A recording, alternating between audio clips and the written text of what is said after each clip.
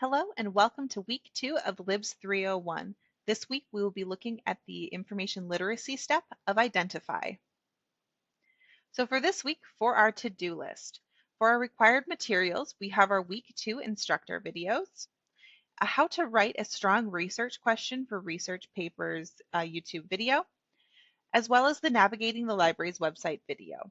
For supplemental materials, we have our research question and keywords worksheet, how to develop a strong research question YouTube video, as well as the Write Strong Research Questions article. And for this week's assignment, we have one assignment, which is the research question and keywords post. So let's start with looking at our information literacy concept of identify. So identify, again, is determining what information is needed and why. So when we develop a research questions and keyword list, what do we need to be looking for? So first, what is a research question? A research question is very similar to a thesis statement. It's the question that directs your focus when you are researching. And again, it gives you a direction to go in and it really helps you focus in on what you should be looking for. Please do note that you can always morph your research question into your thesis statement by reworking the wording. These aren't uniquely different. They're very similar and can be worked into one another. So how do we develop our research question? So first, we need to define our topic area. So in a few words, describe your broad topic or area of research. For my example we'll be using today is stopping smoking. Step 2, we need to describe the problem. So in a sentence or two, describe a problem that can be addressed within your area of research. So for example, smokers often relapse because of complex physical and psychological factors. Our third step is we need to specify the gap in research and justify our investigation. So what is unknown or unresolved about this topic and why should we bother investigating it? So for example, we don't know what combination of physical and psychological factors is most often associated with smoking relapses. Step 4 is where we actually create our research question. So brainstorm as many questions as you can think of that relate to your research topic, the problem, and the gap. So start by trying questions that begin with what, why, when, who, and how. So in general, try to avoid questions that will result in only yes or no answers. These are just way too narrow and it doesn't give you any directions to go within. Once you have that question developed, you want to assess and refine your question. So evaluate that question. So ask yourself the following questions. Will readers understand it on the first reading? Is it feasible given your time and resources? Does it contribute to a wider academic conversation? We also want to be tightening our focus in. So look at every word within your question. Rephrase as many to get more specific languages or ideas. So instead of saying students, say grade 9 students in Ontario. Think of very specific types and locations. And revisit this question often. Keep your research question in mind throughout the writing and research process.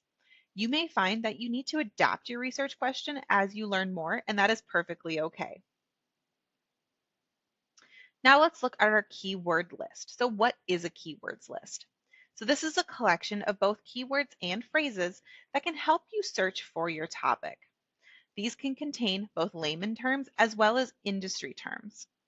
This is also a living document that will change and grow as you work through your research process. This isn't just a one and done. It's something that you will revisit again and again, adding and subtracting as you move forward. So to create your keywords list, first you want to write out your research question. So for our example, I have what combinations of physical and psychological factors affect smoking relapses in adults.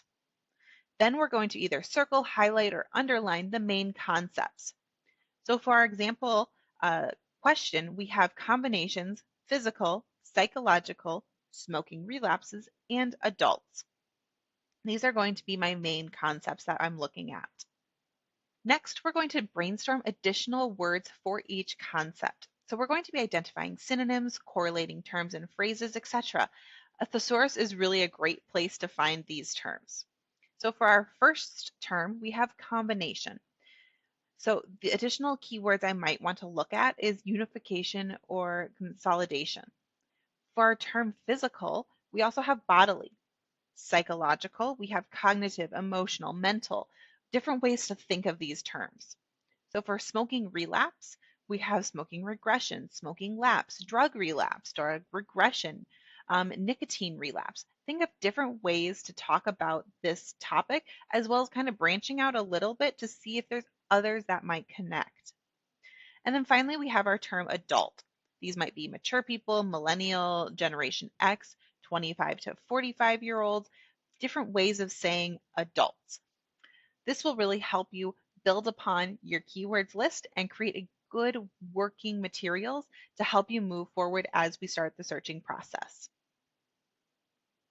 Now, I do want you guys to watch the Navigating the Library's website video. This is a short video, 3 minutes and 46 seconds. It was created by the library and walks you through the library's website, how to get into materials, things you'll need to know.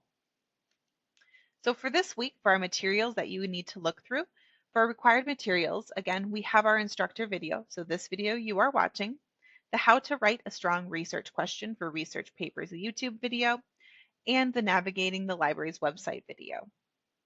For supplemental materials, we have our research questions and keywords worksheet. So that walks through the steps. It's not required, but it might be very helpful if you need a little bit more of a guide as you work through our assignment.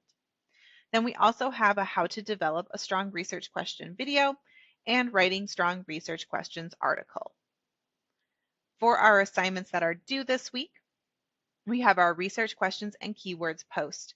So here you will create a research question and keywords list based on the topic you selected from week 1. Again, there is that worksheet to guide you through this process.